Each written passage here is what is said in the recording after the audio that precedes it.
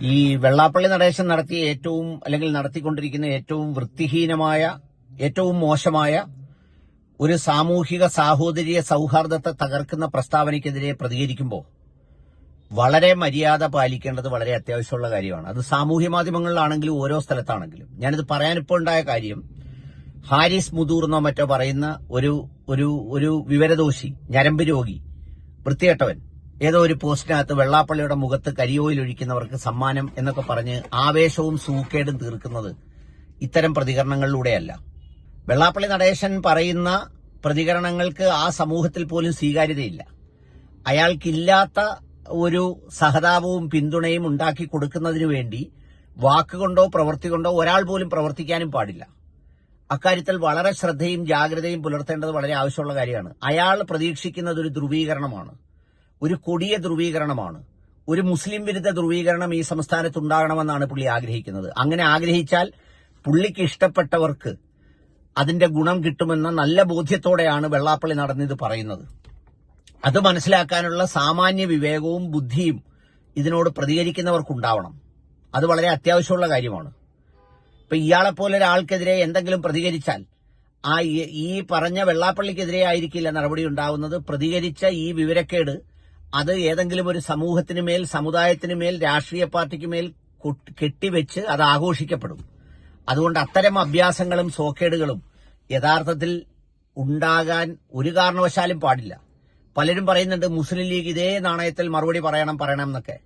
അത് കാര്യങ്ങളെക്കുറിച്ച് ബോധ്യമില്ലാത്തവരാണ് ആ വർത്തമാനം പറയുന്നത്.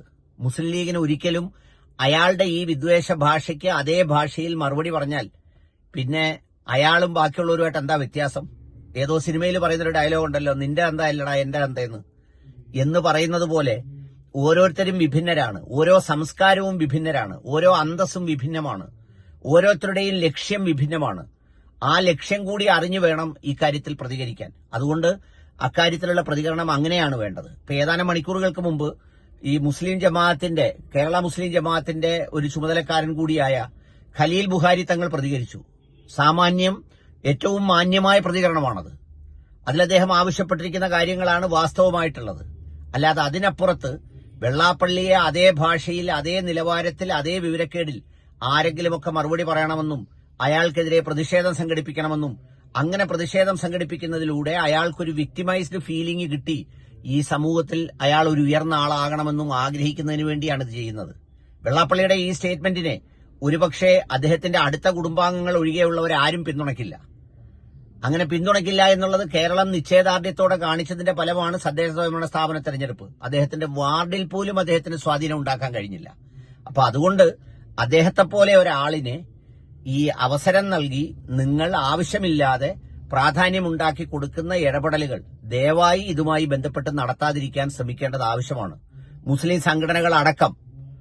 കാരണം എന്താണെന്ന് വെച്ചാൽ ഇതൊരു വോളറ്റൈൽ സിറ്റുവേഷൻ ഉണ്ടാക്കി ഇതിനെ മറ്റൊരു രൂപത്തിലേക്ക് കൊണ്ടുപോകാനുള്ള ഒരു ആസൂത്രിത പ്ലാനാണ്. അതിനാണ് അദ്ദേഹം ആവർത്തിച്ച് മാറാട് വീണ്ടും ഉന്നയിക്കുന്നത്. എന്ന് വെച്ചാൽ ഒരിക്കൽ ഉണങ്ങിയ മുറിവ് വീണ്ടും അദ്ദേഹം അത് വ്രണമാക്കി മാറ്റാനുള്ള ശ്രമമാണ് നടത്തുന്നത്. അത് കേരള സമൂഹം തിരിച്ചറിയണം, വിവേകം ഉണ്ടാവണം. ഹാരിസ് മുണ്ടൂരായാലും ഏത് വിവരദോഷിയായാലും അതിനെ സംബന്ധിച്ച് നല്ല ധാരണ ഉണ്ടാവണം. നിങ്ങൾ നല്ല രാഷ്ട്രീയം പറയണം, സാമൂഹിക യാഥാർത്ഥ്യം പറയണം, കണക്കുകൾ വെച്ച് സംസാരിക്കണം. അല്ലാതെ ഒരു വിവരദോഷത്തെ അതേ നാണയത്തിൽ നേരിടുന്നതല്ല വിവേകം എന്നുള്ള തിരിച്ചറിവ് ഉണ്ടാകേണ്ടത് വളരെ അത്യാവശ്യമുള്ള കാര്യമാണെന്ന് മാത്രം തൽക്കാലം പറയട്ടെ.